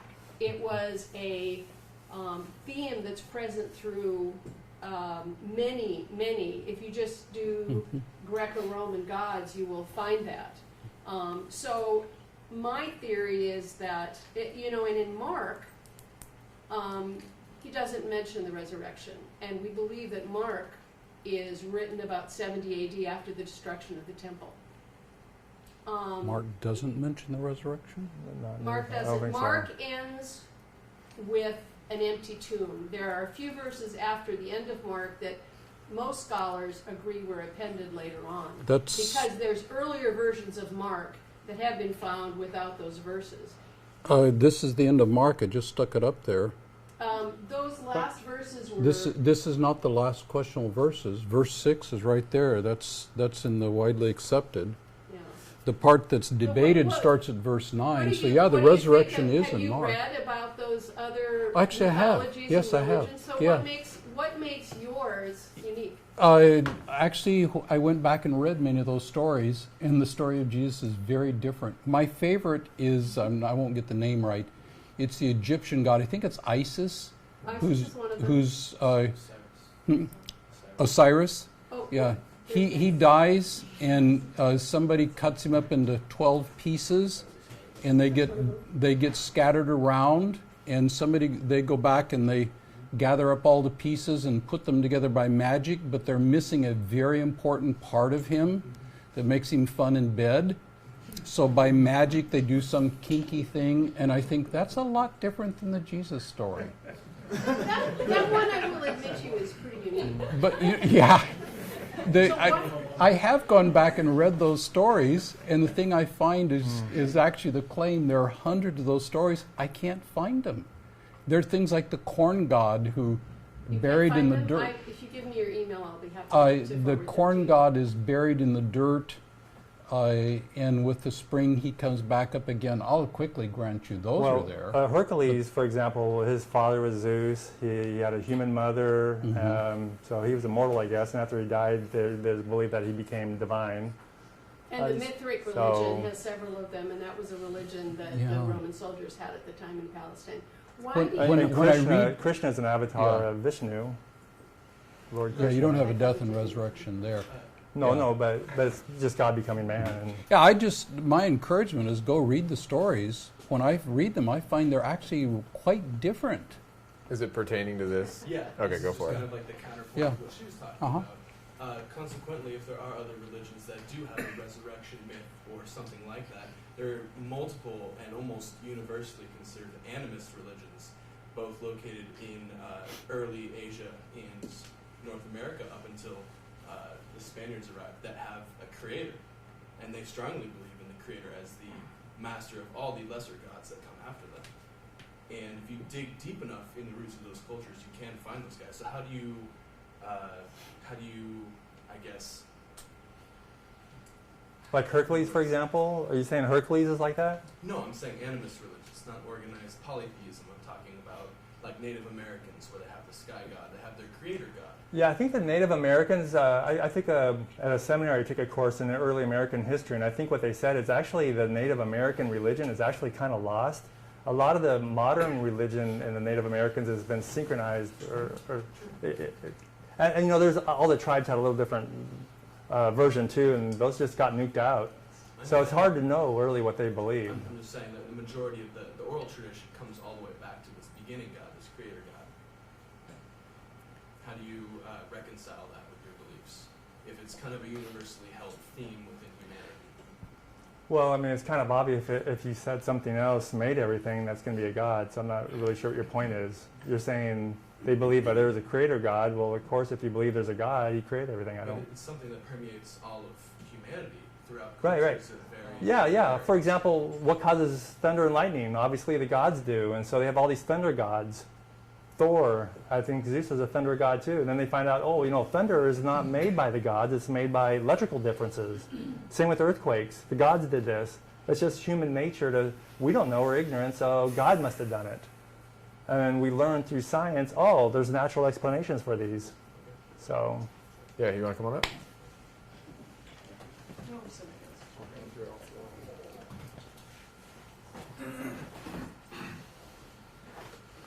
What's your name? My name is Joseph Lanking, and I'm a layperson. Nice to meet you. I don't know why I'm so nervous. I think it's just because the room is so dark. Yeah. Okay, my question has to do with the timeline of the early Christian writings and Gospels. So, obviously, like you said, after 33 AD, we have Paul, the writings of Paul, Romans, others, depending on who you talk to. Right. Then the Gospel of Mark, which pretty much most people agree is the earliest Gospel. And then the Gospels of Matthew, Luke, somewhere in there. And which I'm assuming you would also agree are probably heavily based on Mark. And you can let me know about that, I guess. But and then the Gospel of John, which comes much later and is not one of the synoptics, so it's a little bit different. So the first earliest writings do not talk about, Mark and Paul do not talk about the bodily appearances of Jesus Christ. And Mark does not include the nativity story. Paul does not include the details of the nativity either, to my knowledge. Matthew and Luke do include them, and they are the only Gospels that include them.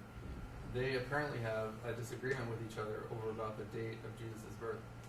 Dan Wallace, who teaches at Dallas Seminary, has even said, quote, maybe Luke got it wrong. Question? So the question is, why should we believe these earliest Christian sources, which in my perception are pretty stripped down? Like, why should, and if the later sources are more reliable, why do they rely so heavily on the Gospel of Mark? There's about 57 questions there. Let me just pick up one of them. You said that the earliest things don't mention the resurrection. 1 Corinthians... The bodily appearances. Okay, the bodily appearances. Thank you for that good correction. This is 1 Corinthians 15, which Bart Ehrman would agree is Pauline, would agree it's probably 55 AD, maybe 57. This is 1 Corinthians 15. As you see there, verse 4, he's buried, raised on the third day in accordance to Scripture. He appeared to Cephas, then the 12, appeared to more than 500 brothers at the same time, most of whom are still alive, though some have died, James and so on. So this is 55, 57 AD. It's appealing to the bodily resurrection of Jesus and his bodily appearances. So it is there from the various earliest strata. Bart Ehrman would agree completely that Galatians is Pauline, written probably 57 AD, maybe a little bit later than that. And again, I'm going to stuff that Bart Ehrman would agree with, though I think he's way too skeptical. And here in Galatians chapter 4, it talks about the fullness of time God sent forth his Son, born of a woman, born under the law, to redeem those under the law, and so on. So there's an account of the birth of Jesus, born of a woman, which in the history was that's not the way you would normally say it unless he's believing. It doesn't say virgin birth, but it's one of those things, especially in that context, it's remarkable that he'd say born of woman. So I guess I'd disagree with your basic thesis, is this doesn't appear until much later. It's actually there from the very beginning, though the detailed accounts do come later. The date of things like Luke and Matthew is much discussed. The documents themselves don't give us any dating, so I won't argue for dating kind of stuff. But the early church all put Mark and Luke and Matthew in the same general time frame. Many scholars think those are pre-70 AD because they don't mention the destruction of the temple. I won't argue for that, but that seems likely to me. So these are fairly early. You had other questions. I don't remember what they were. Well, I think that was the main question about it. And I guess a follow-up based on something you said in 1 Corinthians about the 500 that appeared at Yeah. once. Was that revealed also to Paul through special revelation? Like No, I think he talked to the guys who were there. That's what he says. Well, I think in Galatians, Paul says that he didn't talk to the people over there. You're correct. It's hard for me not to talk without a Bible open. When he talks about this, he talks about his own appearance. This is Galatians chapter 2. Well, that's not what I want to do there. Because it's always good to, so this, maybe that's what you're talking about in Galatians chapter 1. He talks about after he saw Jesus, he didn't immediately go to Jerusalem, but he went out of Arabia and Damascus. But then after 3 years, this is Galatians chapter 1, again agreed by Bart Ehrman's authentic, I went to Jerusalem to Cephas, remained with him 15 days and saw the guys. So he did go to those guys, and they said, yep, you're a guy, and we support you. So the idea that there's no connection between them, there's the evidence that there is connection. He didn't go there initially because he got his revelation directly from Jesus, but then he went to Jerusalem, checked in with Peter and the guys, and they agreed that they were talking about the same gospel. Well, after 3 years, is that what you're referring to? Yeah. Okay. Well, a few verses earlier, he says that the gospel he preaches not of human origin, and he didn't receive it from any man. That's correct. So, he got it directly from revelation so of bodily Jesus. appearances, those Jesus didn't mention that in his special revelation meeting.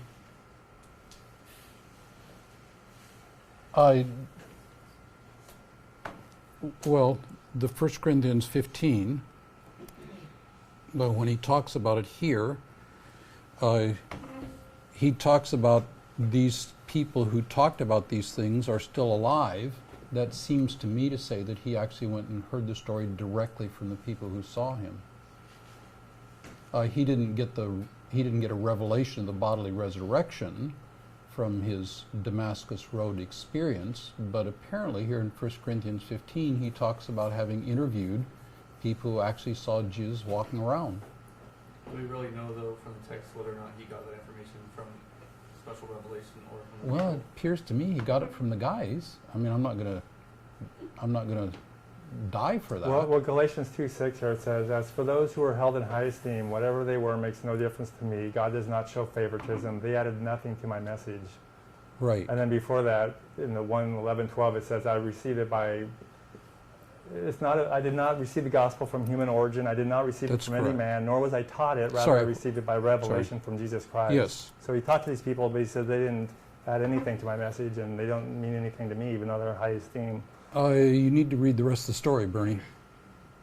He did get a revelation from Jesus Christ on the road to Damascus as he tells the story, but then he also went to Jerusalem and compared his revelation with Peter and the other guys there, and they said, yep, we agree. Right. And they added nothing to his message. That's what it says literally. Well, yeah. Yeah, if you pick that one verse out, he did not add anything to the basic idea. That's true. The base story that Jesus is the Messiah, he got that on the road to Damascus, but he didn't stop there. He got a lot of other stuff and talks about it so take the text for what it says. stop me if I'm putting words in your Yeah. mouth, but I would look at what you're saying, and how I would lightly, generally respond to it would be, he has his special revelation, whether you take that as authentic or not, or true or not.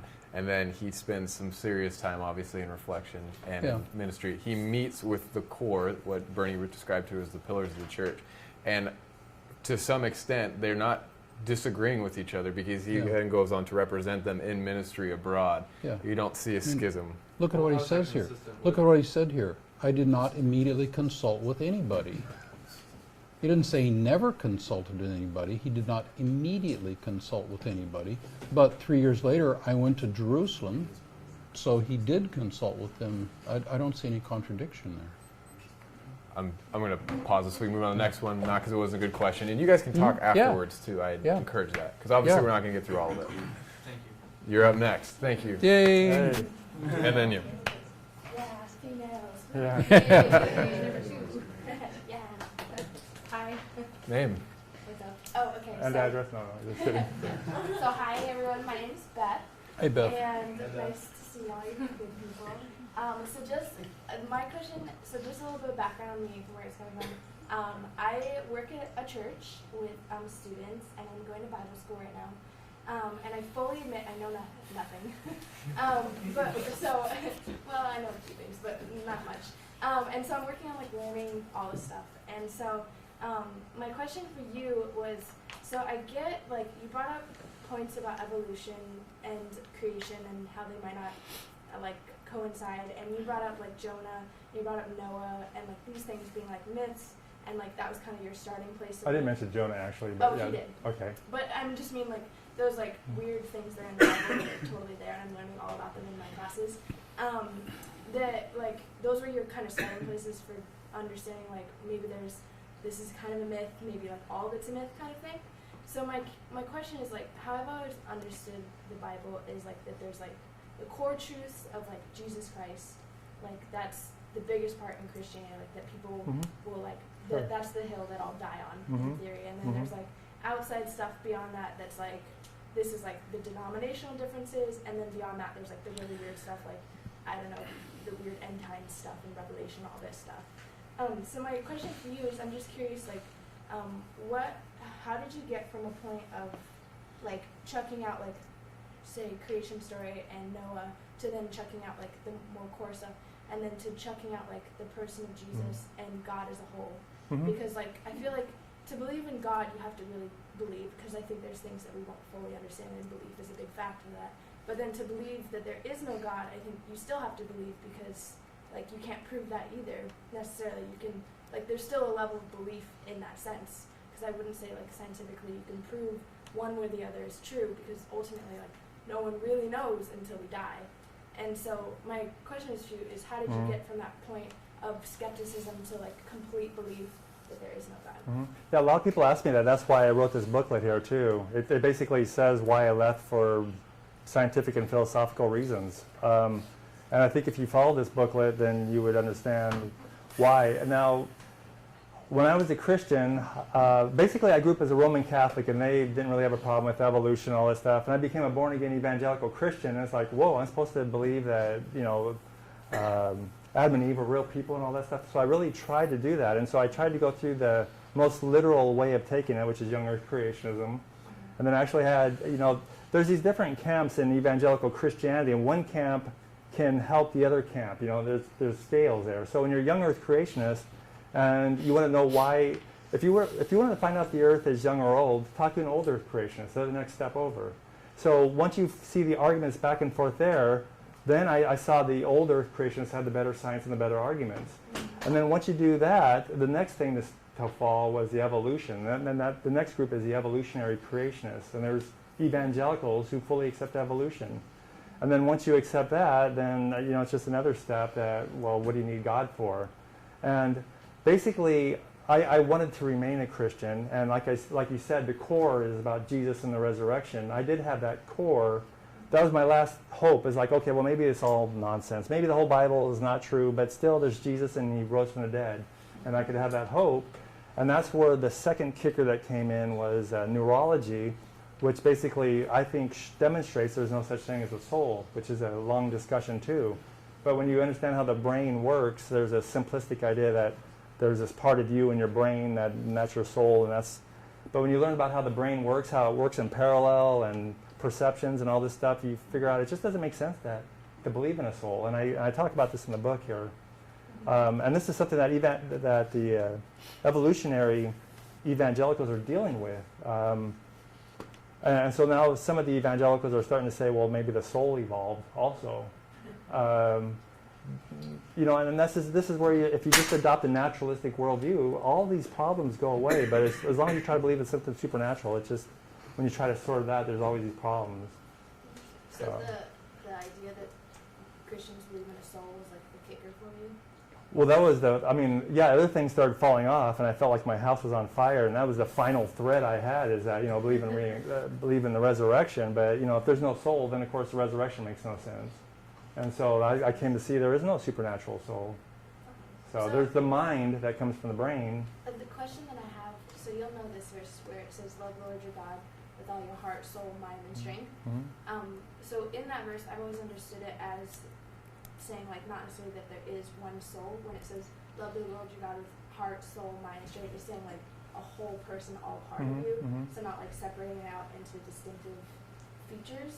And so, like, to say, like, I don't know, does that make sense? Like, why, like, the soul thing being so important if, like, the Bible's talking about, like, you're a whole person and not just separate? But see, that's the thing, too. I was trained in apologetics, and so I was really trained that truth is the ultimate. And that's what I try to tell people, too. It's all about following the truth. Don't believe what you believe just because it feels good.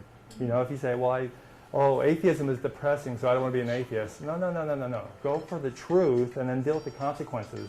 Maybe atheism is depressing, maybe it's not. But go for the truth. I don't want to live in a delusion, even if it feels comfortable. Yeah. So, was that hard? yeah, very difficult, because I gave up a very comfortable feeling. I really believed I had eternal life. I was going to live with Jesus, to live forever, and I have to deal now with my survival instinct. I have to deal with mortality. And yeah, it's frightening. Yeah, it is. But it's a part of, I believe, maturity to grow up. So. And, if a young person like you can get that younger, you have more time to deal with it than somebody who's, I was in my late 40s, you got more time to deal with it. So. I'm curious if Gerry has anything to say to that. Yeah, one of the things, Bernie, you presented as if everybody who's a philosopher or scientist is an atheist. I've got friends... No, I don't believe that, though.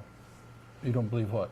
I don't believe it. I debated a Christian philosopher last month. Oh, okay. I don't believe they all are, but certainly I believe the smarter ones are. The smarter ones? Yeah. Yeah. And that's actually, I can actually say that's scientifically proven. So Alvin too, Plantinga, who's at Notre Dame, Miroslav Volf, who's at Yale, guys like this are not smart, you're saying? Yeah, I think Plantinga has embarrassingly...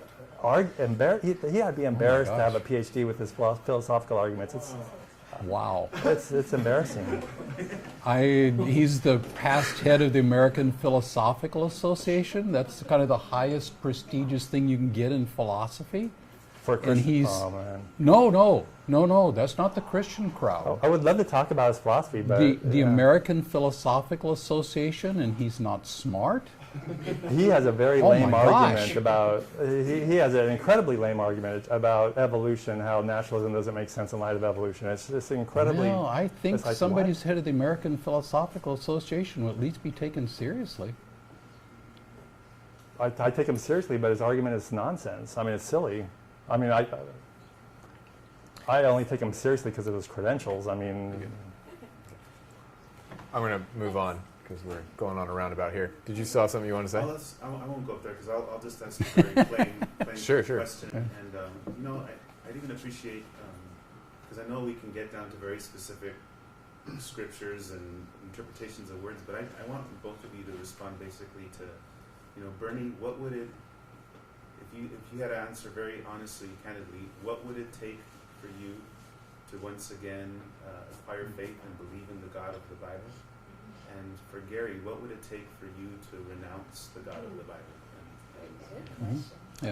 Yeah, and she said that you can't disprove God, and I disagree. This is my whole Bible, my Bible, my story, my book is about. Literally. When you say believe in the Bible God, it's like which one? You know, there's a young earth God, creationist Bible God who made things in 6 days. There's, So the you know. Judeo-Christian God, what But that's what I'm saying. There is really no such thing. Everybody has a different perception, so you have to define which one it is. For me to be a believer, I'd have to go back a step and be an evolutionary creationist.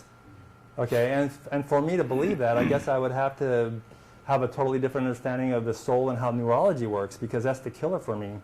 And then if I were to understand the soul in light of neurology, then I'd have to try to figure out what is God doing with evolution, because there's another whole boatload of problems with that. But even wouldn't science, And Gerry a lot of doesn't. science would be rooted in theories to say this is what we believe this to be. So even science requires faith. So I'm trying to even understand what differentiates. I mean, I think I understand an atheist from an agnostic, because I can understand someone being able to say I don't believe that there's a God and I doubt that there's a God. Mhm. Earlier in your arguments, you said we don't even know if this God exists, which I respected to be able to hear someone say I don't know and I doubt it, but I don't know. But Well, to be able to say there's no chance. You need to define the gods. Like I said, you know, probably near 100% certainty there is no Zeus that exists, right? So right there, that blows away your argument that you can't say God doesn't exist, because people seriously believe Zeus is God, and you can say, no, that God does not exist. In the same way, when you define the Bible God, if you say your Bible God is the one who told Noah to build an ark, say, no, that God does not exist. So then somebody else might say, like, well, no, my Bible God's not like that. My Bible God, there was no ark. That was just a story to teach you something. So that's a different God to deal with. There's also the philosopher's God. You know, they say God's got to be all-knowing because he's got to be the best God of all. Well, that's not really, I would say that's not a Bible God. That's a philosopher's God. So there's different gods you have to define. For Gerry. What would lead me to drop Christianity? One of them would be to show that the resurrection didn't happen. That's a linchpin of my faith. A linchpin of my faith is actually the very first phrase of Genesis, in the beginning. That the universe has a beginning, to me, is an astonishing thing. Because naturalism can't explain a universe that has a beginning, but yet everybody believes the universe had a beginning. And when I started my astrophysics work, Fred Hoyle was still around and he was still arguing steady-state universe. Einstein put in the cosmological constant because he couldn't deal with the universe having a beginning. So if you can show me the verse didn't have a beginning, that would be a huge problem for my faith. So it'd be a couple of historical or scientifically accessible things. Good. I would have We got- complaints about both those. I but love don't how know if hands you wanna hear explode that. after that question. There were none of them before now. So good job breaking us open again. We're going to go you, then Morgan, then that lady, then you again. Oh, you know what? Look at what time it is. Yeah, I know. We're going to have to go quick. Yeah, go for it. So just on that point about philosophers, and Anthony Flew, who gave some of arguments atheism still relies upon. He didn't become a Christian, but he did become a deist and believes in God because of what he saw in the genetic code within DNA, because of science. So I want to kind of push back a bit and say, it sounds like you're putting Christians in a bit of anybody who believes in God, in a bit of a place where they just believe in myths. Where here you have a guy who was a committed atheist for years, and like I said, his arguments are still relied upon within the philosophical realm. He taught at University of Aberdeen, Oxford University, one of the most, very well respected. Then he comes out with a book, Why There Is a God. Now, I just want to push that, just to at least put a little bit of humility in the place, because it seems like you can say, well, anyone who believes in God and in philosophy is like just not respectful. Alvin Plantinga, I do find that quite ridiculous, just what you'd say about him. But just to throw another wrench in the works, saying there are people out there, atheists, who do go the other way.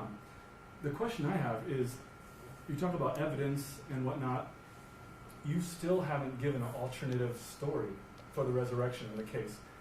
Gerry has given quite a bit of evidence for the resurrection, and it's a good story. And historians, you can't just say, you can try to take the view of Richard Carrier, but again, going back to majority of scholarship, New Testament scholars, it would say it would affirm Jesus died on the cross. There was an empty tomb. Everyone has to give account to that empty tomb. He's given account. There are other stories. I would like to hear your account for the empty tomb, and I'd like to hear Gary's response to that account. Okay. First, I want to respond about Anthony Flew. I was a Christian when I was actually talking to another evangelist about this. What about what these atheists are making these claims? What do you think about this? And he says, oh, look at Anthony Flew. It's like, what's that? So I looked at his book and all this stuff. And later on, I saw him in an interview on YouTube. Have you ever seen him on YouTube in an interview? Mm-hmm. Okay. Some people have said that he kind of went senile in his old age, and and he's basically abused. When you watch him on YouTube, he's being interviewed by some Christians. It was really pathetic. I mean, his mind was obviously, he couldn't even put out a complete sentence, and they let him. You might be able to find a few videos like that, but I challenge everyone to find all the other ones. It was a major video with, I think, Lee Strobel or somebody just leading them on. It was like, this is pathetic. This is sad. This is really sad. And as far as evidence about, to me, when you say, explain the empty tomb, to me, that sounds like a Muslim in the audience saying, you know what? Muhammad split the moon in two, and he put it back together again. Find me evidence to explain that away. To me, it's the same kind of nonsense. I mean, there's nothing reliable about his resurrection. So when majority of New Testament historical scholars who, you'll look to scholarship to back up your views, and you'll look up to people who are kind of frowned upon within scholarship as well to back up your views, you just cop out. Well, he was saying the scholars were about the crucifixion of Jesus, not the resurrection. Well, even the empty tomb, you could go to, there's lots of different theories, but people do not mainline historical scholarship. I'm not saying evangelicals, I'm saying skeptical. Theories, I know, but see, theories on the empty tomb to me is the same thing as theories about splitting the moon in two. It's the same. So you don't believe we can know history then? No, I'm saying it's a myth. I think it's just mythology. It's like, why should I have to explain mythology?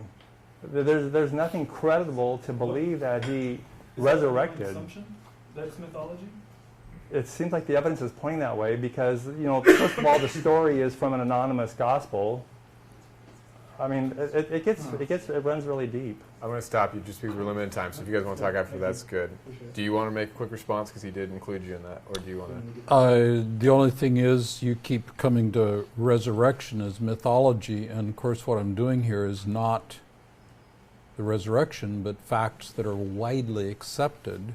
And the original question was, what explanation do you give for these facts that are widely accepted? Well, who cares if there's a guy named Jesus crucified? Like somebody said, there's a bunch of false messiahs crucified all the time. So what? There's a guy named Jesus. There's no major world religions about them. No one believes in them anymore. That's right. And it's interesting to see all the different factions there were in Christianity and how they killed each other and how they conglomerated. And that's a non sequitur. It's a red herring. It's not even pertaining. The Christianity you have now, I'm sure, is not the Christianity they believed when the gospel was written. You talk to a Catholic and they'll tell you about the Eucharist being the real literal body and blood of Jesus, and you probably don't accept that if you're an evangelical. By that line of reasoning, we shouldn't believe in science either, because scientists have differing theories. There are literally hundreds of string theories, but they don't throw it out. Well, science string theory is not proven yet. Exactly. There are hundreds of theories. There's different possible viable options that could be true. Right. You don't throw them all out because there's disagreement. But string theory is totally different than biological evolution, for example. Well, I wasn't talking about biological evolution. I'm going to stop you because we're jumping to things, and she's got a question. How much time do we have left before we need to vacate? We're actually, I think we're overdue. Yeah, so we're trying to get kicked out here, nicely. So there's a guy with a shirt on back there. If you guys have questions, like I said, there'll be other debates. Connect with us. We'll get you dialed in, or come talk to these guys. We'll be outside. Thank you. Thank you. Yeah, thanks. Hey, John.